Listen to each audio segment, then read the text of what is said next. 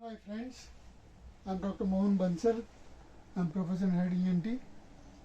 In this practical simulation session, we will see how to administer consent. We have with us a patient of chronic suppurative media and he has cholesteatoma, and we are going to perform tympanomasticectomy surgery or modified radical masticectomy surgery in this patient. So now we will try to introduce the patient and then we will begin the process. क्या नाम है आपका? मनन शाह। क्या करते हैं आप? Bank में job करता हूँ। आपके फादर क्या करते हैं? इंजीनियर है। आपका जॉब क्या है? बैंक में कैशियर हूँ। कैशियर हैं, गुड। आपके साथ कौन है? मेरी बहन है। आपका क्या नाम है बेटे? सलोनी। आप क्या लिखते हैं इनके? सिस्टर। गुड। सो मनन, मैं आपको जो तकलीफ है उसके बारे में आपको बताऊंगा। उसके बाद में जो हम ऑपरेशन करने जा रहे हैं उसके बारे में आपको बताऊंगा। तो आपको कोई भी चीज़ समझ में नहीं आए तो आप मेरे को बीच में रोक सकते हैं, पूछ सकते हैं। अच्छा सर। और आप हिंदी समझते हैं? गुजराती, हिंदी गुजराती सब कुछ समझते हैं? हाँ सर, समझते हैं। तो मैं आपको हिंदी में बताऊंगा, तो भी कुछ समझने में आपको तकलीफ हो तो आप मेरे को बता दीजिएगा। अच्छा सर। आपको कान में से रस्सी आती है, आवाज आती है, पकता है कान आपका? हाँ सर। उसमें बदबू आती है पैरों में? हाँ सर, बदबू आती है। और हमेशा चालू रहता है या बीच से बंद हो जाता है? नहीं सर, हमेशा चालू रहता है। उसके अलावा तो कोई तकलीफ नहीं? कोई चक्कर आपको आया हो? नहीं सर, ऐसा तो कोई और कोई तकलीफ सुनने नहीं में कोई तकलीफ हो? नहीं सर, सुनने में ज्यादा कोई तकलीफ नहीं सर। ठीक है। तो आपकी जो तकलीफ है वो हम अपनी भाषा में बोलते हैं chronic suppurative otitis media, CSOM। अच्छा। ये दो टाइप का होता है, एक सेफ टाइप का होता है, एक अनसेफ टाइप का होता है। तो आपको जो है अनसेफ टाइप का है तो वो थोड़ा सा डेंजरस रहता है, तो उसमें ट्रीटमेंट लेना कंपलसरी है। और ट्रीटमेंट में भी मेन जो उसमें ट्रीटमेंट है वो सर्जरी का ही है, तो सर्जरी आपको करानी पड़ेगी। इस सर्जरी में हम क्या करेंगे, आपका जो हड्डी अंदर सड़ रही है वो सड़ी हुई हड्डी हम आपकी पूरी निकाल देंगे। तो सड़ी हड्डी निकाल देंगे तो आपका पस आना भी बंद हो जाएगा, पुर आना बंद हो जाएगा। और जो हड्डी सड़ गई है आपकी वो हम निकालेंगे तो उसके कारण से अंदर एक खड्डा जैसा हो जाएगा। तो उस खड्डे को साफ कराने के लिए आपको साल में 1-2 बार आना पड़ेगा। और अब जो पस आ रही है वो आपकी क्या पूरी बराबर से स्थिति में बाहर नहीं निकल पाती, तो अंदर ही अंदर वो इकट्ठी हो जाती है, तो उसके कारण से डैमेज ज़्यादा होता है। तो ऑपरेशन करने के बाद क्या है कि ये आपका सेफ हो जाएगा, जो भी रस्सी बनेगी वो अपने आप बाहर आ जाएगी, अंदर इकट्ठी नहीं होगी। ऑपरेशन अगर आप नहीं कराएंगे तो अंदर जो आपको तकलीफ है, जो चेप है, जो हड्डी सड़ रही है, उसकी असर ब्रेन में भी हो सकती है।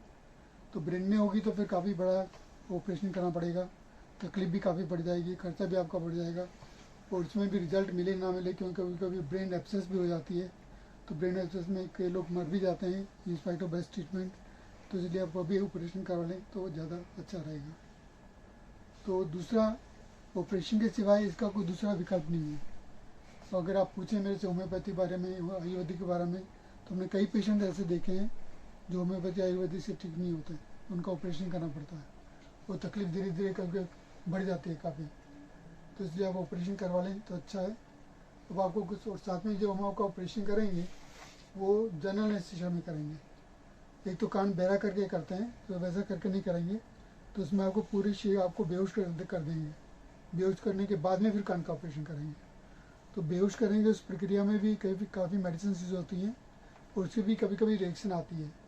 बहुत रेयर है, लेकिन कभी कभी रिएक्शन इतनी सीवियर होती है कि उसका असर हार्ट पे, दिमाग पे पड़ सकता है, कभी कभी पेशेंट मर भी जाता है।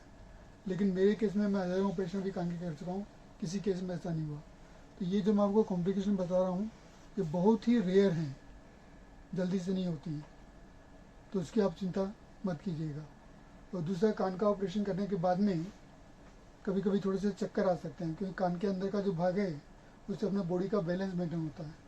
तो कभी कभी वहाँ नुकसान हो तो थोड़ा चक्कर आ सकते हैं आपको, सुनने में टिनिटस, बजिंग या अलग अलग आवाज़ें कान में आ सकती हैं, और सुनने में भी थोड़ा कम हो सकता है, कभी कभी सुनना बिल्कुल बंद भी हो जाता है। लेकिन फिर मैं आपको बता रहा हूँ ये जो कॉम्प्लिकेशंस हैं बहुत ही रेयर हैं, किसी किसी पेशेंट में होती हैं, तो उसकी आप चिंता मत कीजिएगा ज़्यादा। और ऑपरेशन के बाद जैसे मैंने आपको बोला, जो खड्डा हो जाएगा उसको साफ़ कराने के लिए आपको आना पड़ेगा। और अभी आपकी जो तकलीफ़ है उसमें कान के पर्दे में छेद है, तो जो कान का पर्दे में छेद है वो कान का पर्दा भी हम लोग बंद कर देंगे। टिम्पैनोप्लास्टी उसका नाम है ऑपरेशन करना, मायरिंगोप्लास्टी, तो वो भी करेंगे। और कान के पीछे छोटी छोटी हड्डियाँ होती हैं, तो उसमें जो नुकसान होगा तो उसको भी रिकन्स्ट्रक्ट करेंगे। तो मेरे कहने का मतलब क्या है कि अभी एक ही सिटिंग में जितना भी होगा हम आपका कंप्लीट काम कर देंगे। कभी कभी दोबारा ऑपरेशन करने की जरूरत पड़ती है, लेकिन वो किसी किसी केस में जरूरत पड़ती है। अब आपको कुछ पूछना हो मेरे से तो मेरे से आप पूछ सकते हैं। सर ये ऑपरेशन अभी करवाना जरूरी है कि 6 महीने बाद करवाऊँ तो चलेगा? ना ज़्यादा, अभी जितना जल्दी करवा लें उतना ज़्यादा अच्छा है।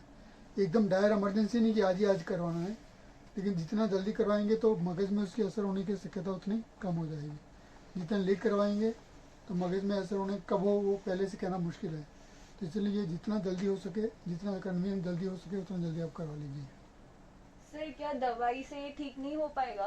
हाँ, इस दवा से बेटे ठीक नहीं होगा। ये मैंने आपको जैसे बताया कि एक टाइप क्या होता है CSM सेफ टाइप, तो उसमें दवा से ठीक होने के चांसेस रहते हैं। लेकिन जिसमें कोलेस्ट्रोमा हो, हड्डी सर्जरी हो, तो उसमें दवा का कुछ असर ज़्यादा नहीं होता है। एलोपैथी दवा नहीं, आप आयुर्वेदिक होम्योपैथी भी ट्राई करेंगे तो हमने किसी पेशेंट को होम्योपैथी आयुर्वेदिक दवा से अच्छा होता है नहीं देखा। तो इसलिए ऑपरेशन ही बेस्ट प्रोसीजर है। और थोड़ा डिले करना चाहते हैं आप तो वो क्या कर सकते हैं हम कि जो आपको पस आ रही है वो माइक्रोस्कोप में देख के हम क्लीन कर सकते हैं। तो कान क्लीन रहेगा तो थोड़ा सा स्प्रेड होने का प्रोसेस डिले हो जाएगा, एकदम बंद नहीं होगा, थोड़ा डिले हो जाएगा। तो आपको लेट करवाना तो 2-3 बार आपको कान जब भी रस्सी जैसा लगे तो आकर साफ करवाना पड़ेगा। लेकिन मेरी सलाह ये कि जब जितना जल्दी हो सके आप करवा लीजिए ऑपरेशन। और सर ये ऑपरेशन करने के कितने समय के बाद मैं मेरी रूटीन एक्टिविटीज स्टार्ट कर सकता हूँ? आपका ऑफिस का काम है, अगर आप चाहें तो नेक्स्ट डे से आप अपना ऑफिस का काम रिज्यूम कर सकते हैं। सिर्फ बैंडेज रहेगी आपको 1 हफ्ते तक। बैंडेज भी वो 1 हफ्ते के बाद जब आप आएंगे तो कान में हम लोग ऑपरेशन के बाद पैकिंग करते हैं, तो पैकिंग हम आपकी निकाल देंगे, उसके बाद में बैंडेज भी खुल जाएगी, तो काम कर सकते हैं। और आपका जरूरी कोई ऑफिस का काम है तो from the very next day से ज़्यादा कल हम ऑपरेशन करेंगे आपका, तो परसों से अगर आप जाना चाहें तो जा सकते हैं, लेकिन बैंडेज रहेगा आपको बस, लेकिन आप अपना रूटीन वर्क कर सकते हैं। सर ये ऑपरेशन क्या बार बार करना पड़ेगा? न ऑपरेशन बेटे हम ट्राई करेंगे कि एक ही सिटिंग में सब काम हो जाए, नया पर्दा भी लग जाए, जो हड्डी जो सड़ रही है वो नई हड्डी भी लगा दें, और जो सड़ी हड्डी वो पूरी निकाल दें। तो एक सिटिंग में हम कोशिश करेंगे कि पूरा आपका काम हो जाए। लेकिन कभी कभी कुछ केस में दोबारा ऑपरेशन करके देखना पड़ता है, लेकिन वो किस में हुआ पहले से कहना मुश्किल है। तो क्या समझे अभी आप मैंने आपको समझाया, उससे क्या समझे? हमें ये समझ में आया कि ये थोड़ी सी सीरियस बीमारी है और इसका इलाज करना जरूरी है जल्दी से जल्दी, तो ही मैं ठीक हो सकता हूँ, वरना ये प्रॉब्लम परसिस्ट रहेगी। तो मेरा ऑपरेशन करवाने के लिए मैं एग्री करता हूँ। ठीक है, ठीक है। फिर भी आपको कुछ और पूछना हो, डिस्कस करना हो तो कर सकते हैं। आपके ऊपर कोई प्रेशर नहीं है, आप चाहें तो ऑपरेशन करेंगे, अगर आप चाहेंगे तो ऑपरेशन आपका नहीं करेंगे। तो सोच विचार के आप हमें बताइएगा। और ये कंसेंट फॉर्म है हमारा, ये कंसेंट फॉर्म में जो मैंने आपको समझाया वो सब लिखा है। तो मेरी इच्छा है कि आप ये कंसेंट फॉर्म एक बार फिर से दोबारा जोर से पढ़ लें, तो आपकी सिस्टर भी सुन लेगी और आपको भी थोड़ा और ज़्यादा मालूम पड़ जाएगा। और उसके बाद में अपने आपकी सिग्नेचर और आपकी सिस्टर की सिग्नेचर हम लेंगे। ये मैं फॉर्म आपको दे रहा हूँ, ये आप पढ़ के बता दीजिएगा। जोर से पढ़िएगा जिससे कि आपकी सिस्टर भी उसको पूरा सुन सके। દર્દી તથા હું દર્દીના સગા આથી ડોક્ટર મોહન બંસલને કોઈપણ જાતના ઓપરેશન, તપાસ, ક્રિયા, એન્ડોસ્કોપી માટે અને ડોક્ટર ભાવિકાને એનેસ્થેસિયા માટે કોઈપણ જાતના દાબ દબાણ વગર સમજી વિચારીને સંમતિ આપીએ છીએ। તમામ માહિતી અમોને અમારી ભાષામાં સમજાવેલ છે, અમોને ચોખવટ કરવાની તક મળી છે અને અમોને સંતોષકારક જવાબ મળેલ છે। અમો માહિતી સાથેની ઇન્ફોર્મ કન્સેન્ટ સંમતિ આપીએ છીએ। ઓપરેશન પહેલા, દરમિયાન કે પછી લોહીની જરૂર પડે તો તેની વ્યવસ્થા કરવાની જવાબદારી અમારે સિરે રહેશે। અમો આ દવાખાનામાં મળતી એનેસ્થેસિયાના રિસસિટેશન, સ્ટરીલાઇઝેશનની સુવિધાથી માહિતગાર છીએ। અમે એનેસ્થેસિયાના પ્રકારની એનેસ્થેટિસ્ટ ડોક્ટર સાથે ચર્ચા કરી છે અને ડોક્ટરને યોગ્ય લાગે તે પ્રકાર અને દવાઓ વાપરવા સંમતિ આપીએ છીએ। અમોને માહિતગાર કરવામાં આવેલ છે કે એનેસ્થેસિયાની દવાઓથી જૂથ સંખ્યામાં દર્દીને એલર્જીક રિએક્શન, મગજ, હૃદય ઉપર આડઅસર, ડિપ્રેશન કે મૃત્યુ થવાની સંભાવના હોય છે। અમોને આ કેસમાં નક્કી થયેલ ઓપરેશન, તેની અવધિમાં બીજી સારવાર, તેની જરૂરિયાત તથા ધ્યેયની ચર્ચા ડોક્ટર સાથે કરેલ છે, પણ કોઈ ચોક્કસ પરિણામની બાંહેધરી આપેલ નથી।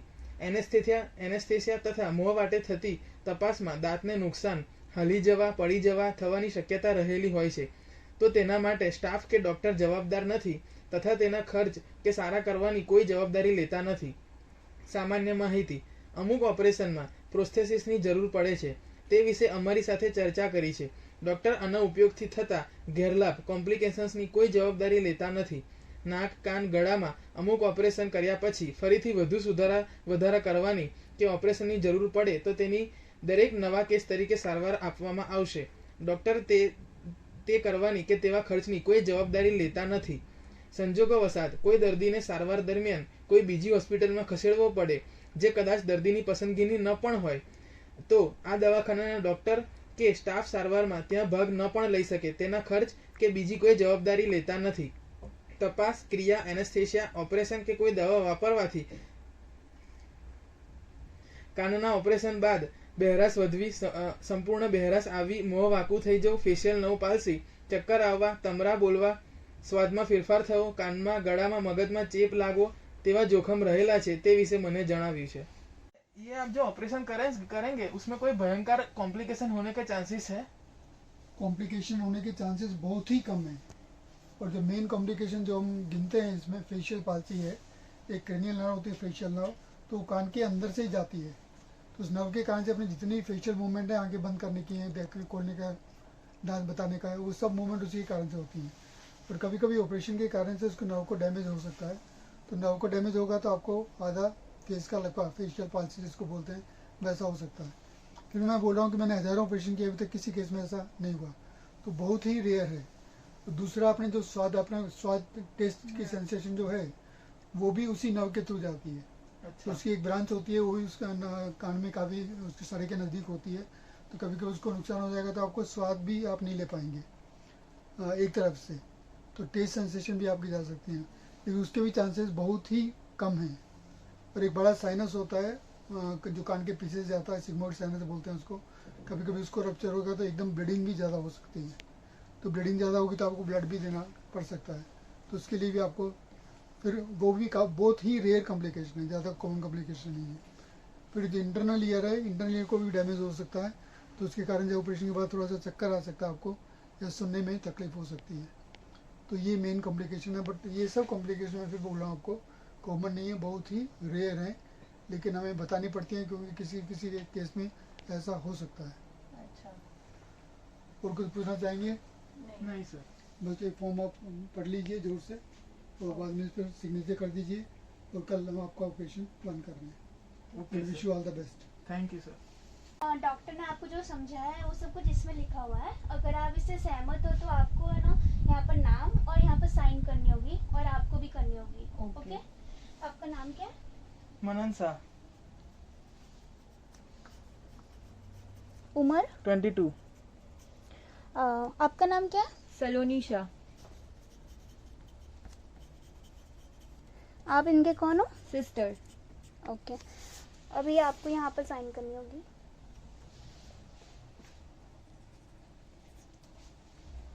आपको यहाँ पर. Okay.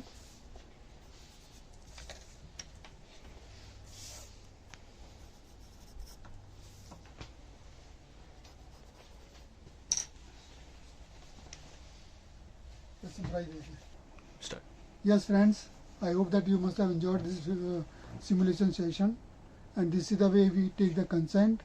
And while taking the consent, now you can see the participants. So this consent is administered by the operating surgeon, but if he is not free, then any team operating team member can take the consent. Thank you.